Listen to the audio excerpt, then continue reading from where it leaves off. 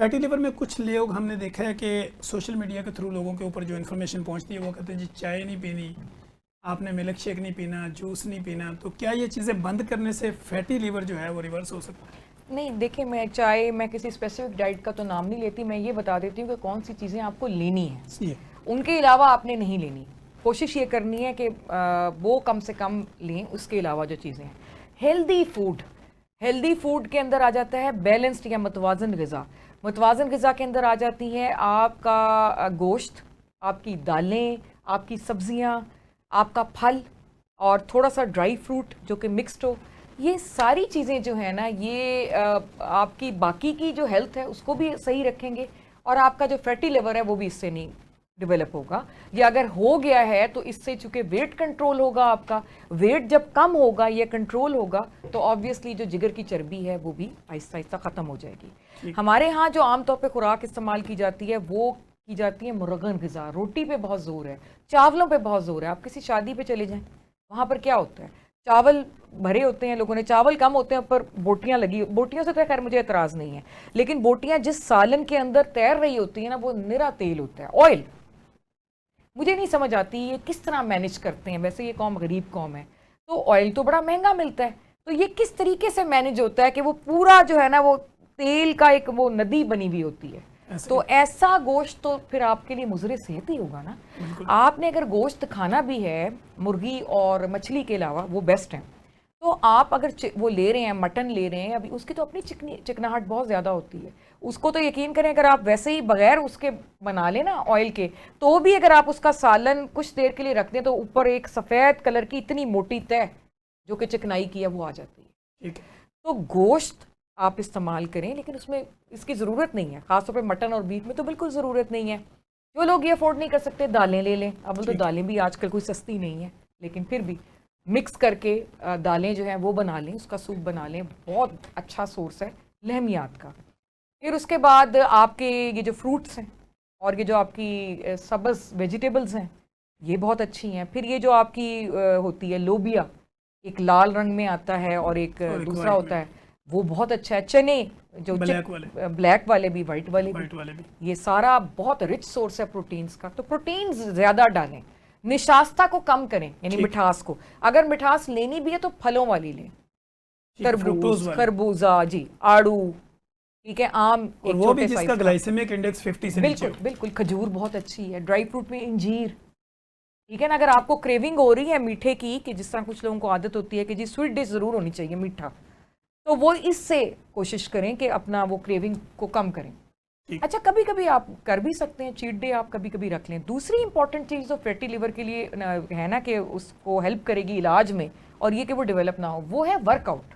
ठीक है, वर्जिश करनी है आपने। अब वो वर्जिश वॉक की सूरत में हो सकती है, वो वर्जिश जो है वो जिम में आप जाके भी कर सकते हैं, वो स्विमिंग हो सकती है, वो साइकिलिंग हो सकती है, वो कुछ भी हो सकता है। तो वो वर्जिश और ये जो लाइफस्टाइल यानी डाइट की जो मॉडिफिकेशन है ये बहुत, और पानी बहुत ढेर सारा पिएं। ठीक है।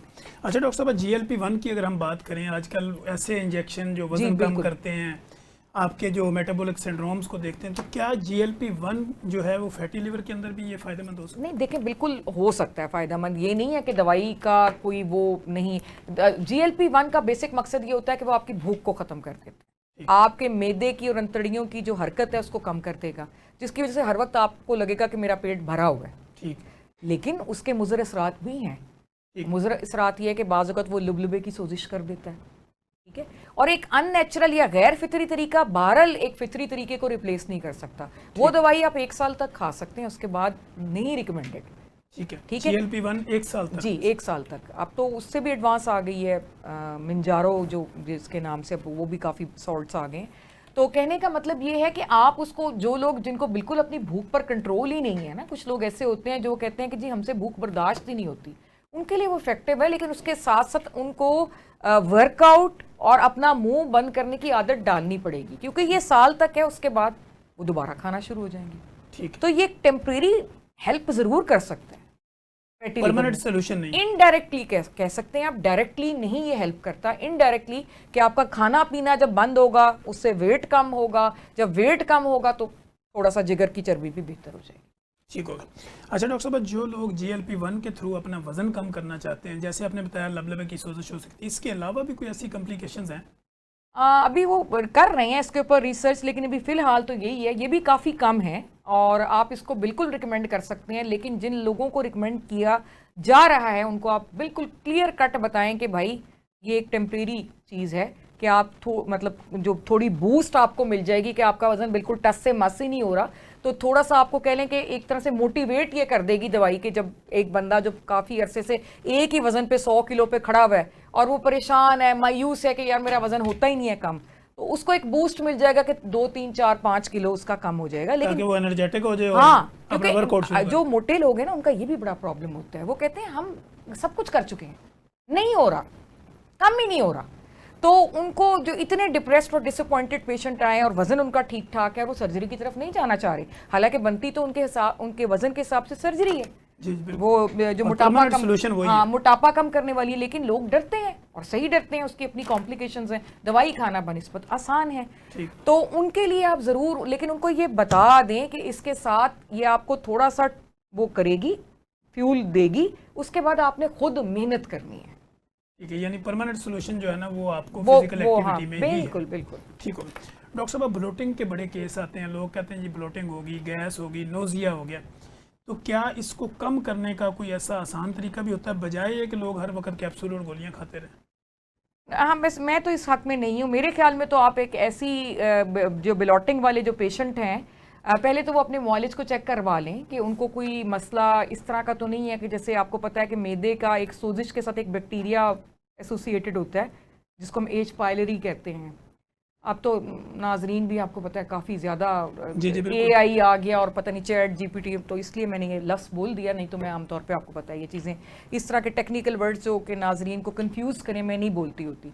तो वो चेक करवा लें और अगर कोई ऐसा मसला नहीं है, ठीक है, और हर तरह से वो नॉर्मल हैं और वो गैस की शिकायत कर रहे हैं, तो उनको ये चाहिए कि वो ऐसी ग़िज़ा खाएँ जो ज़ूद हज़म हो और ग़िज़ाइयत से भरपूर हो। जैसे कि मिसाल मैं आपको दे देती हूँ, दही बेस्ट है, इसमें प्रोबायोटिक्स हैं। प्रोबायोटिक्स ऐसे बैक्टीरियाज को कहते हैं जो आपके जिस्म को फ़ायदा पहुंचाते हैं और आपके निज़ाम को बेहतर करते हैं, तो दही बहुत अच्छा है।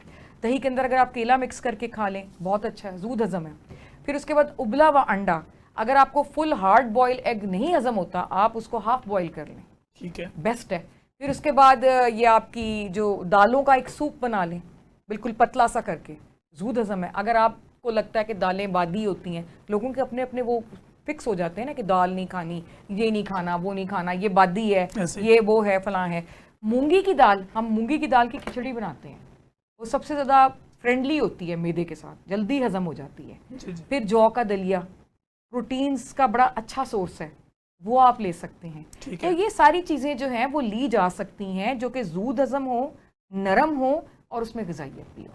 ठीक डॉक्टर साहब, इस मौसम के अंदर ना इलेक्ट्रोलाइट्स का इनबैलेंस हो जाना, फिर उसको बैलेंस में कन्वर्ट करने के लिए क्या ऐसे मशरूबात आप रिकमेंड करती हैं मेडिकली पॉइंट ऑफ व्यू से, जो बेस्ड ऑन साइंस? निमकोल बेस्ट है, और निमकोल का जायका जिन लोगों को नहीं पसंद, उनको ये चाहिए कि उसमें कोई 3-4 लेमन निचोड़ लें, तो वो बड़ा अच्छा उसका जायका बन जाता है। ठीक है, लेकिन ये कि अगर आप अपनी ग़िज़ा को वो रखेंगे ना मुतवाज़न, तो आपके अंदर ये कमी नहीं होगी। ठीक है, सोडियम, पोटाशियम, मैग्नीशियम।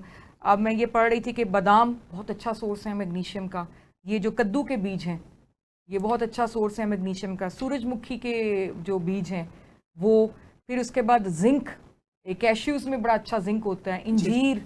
तो ये सारी चीज़ें अगर अपनी डाइट को आप मुतवाज़न रखेंगे ना, और जिसमें नमक भी होगा ऑब्वियसली, तो फिर ये सारी चीज़ें नहीं होंगी। लेकिन फिर भी अगर आपको लगता है कि आप ऐसी जगह पे काम कर रहे हैं जो बाहर है और पसीना बहुत ज़्यादा आ रहा है, तो निमकोल बेस्ट है इसके लिए।